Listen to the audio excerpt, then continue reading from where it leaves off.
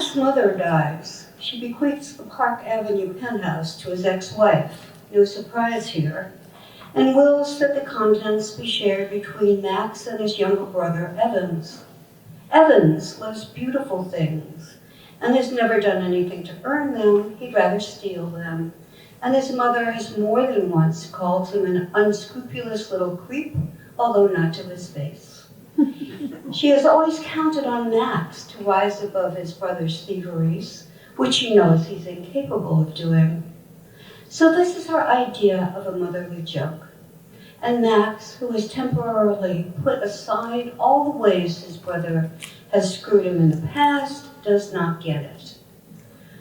They have arranged to meet today in the apartment to inventory the treasures. Max has brought 2 legal pads with the documents his mother's lawyers pressed upon them. In a cab, he fantasizes a reconciliation, the brothers sitting across from each other in the beautiful Queen Anne chairs, sipping Chateau Margaux and gently, wisely, generously divvying up the remains of her life. Evans will say, "So you want the china cabinet?"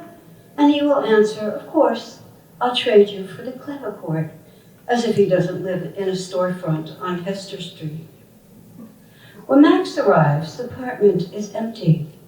Evans, always an early riser, has carted everything off to Connecticut, except for the Barker lounger, a few broken chairs, and the fiesta ware. He has even taken the mattresses from the maids' quarters. The joke, Max gets it now, is that his very own mother has arranged for him to be shafted once again by his very own brother, and then she dies, probably cackling. And it really is funny, he tells himself. Any coward can steal beauty, while it takes an artist to create beauty from emptiness, something he's been working on all his life. He walks to the window. Park Avenue is choked with angry vehicles, tiny people battering their way to work. His boyhood rushes back, all the commotion and competition, the private schools, the ambition, the antagonisms, the rivalries. He's grown up a big, nasty bully no one had known what to do with. Across the street is the building that used to house the Soviet embassy.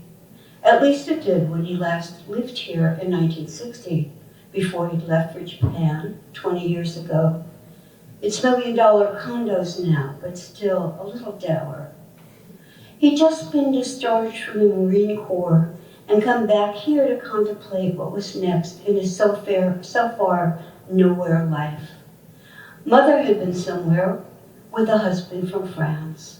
He'd been sitting at the window listening to the radio broadcast from a meeting of the General Assembly at the UN, where Nikita Khrushchev, a communist and a rat, was ranting at a delegate who accused the Soviet Union of absorbing Eastern Europe and depriving people of their rights.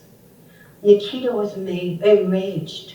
There was an uproar, and in the confusion, the commentator related that this man, this communist, was banging his shoe on a table.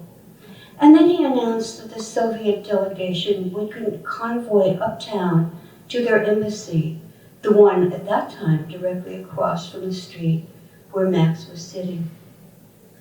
The world was in the Cold War frenzy back then. It was them or it was us. And Max had just been discharged, only barely honorably, from the Marines. So when he looked down and saw the convoy with the tiny Soviet flags flapping on the limos, he thought, man, I have to get a closer look. Look the enemy in the eye, he told himself. Maybe it was just curiosity. Was the cretin wearing only one shoe? Had he grabbed his shoe off his foot in a fit of passion? Or was it just a plan, and he carried a third shoe in his pocket? Evans, of course, had taken the binoculars from the liquor cabinet, but he hadn't ransacked his mother's closet, where she hid the 12-gauge shotgun that Annie Oakley used in Buffalo Bill's famous Wild West show in 1887. Max took the gun, went back to his window and began fiddling with the scope. Down below, a crowd of furious Lithuanians, Ukrainians, and other stands were just then surging forward as the cavalcade pulled up. Maybe it was a ruse, because the next moment, Secretary Khrushchev appeared on a balcony directly across from Max, surrounded by bodyguards, but with a direct viewing range. So there he was, the most dangerous man in the world. After a quick glance at the Russians' feet, which were obscured by flower beds, Max steadied his aim. When he had Khrushchev's left earlobe in his crosshairs, he placed his finger lightly on the trigger. He, Max Diebenkorn, had it in his power to assassinate the leader of the Soviet Union. How marvelous. So why didn't he do it? He could have wiped him out in a split second before being killed by the snipers in the surrounding balconies. And it would have been worth it, for he could have saved the world from the Red Menace and gone as deeply down in history as one could get. So what stopped him? Mother.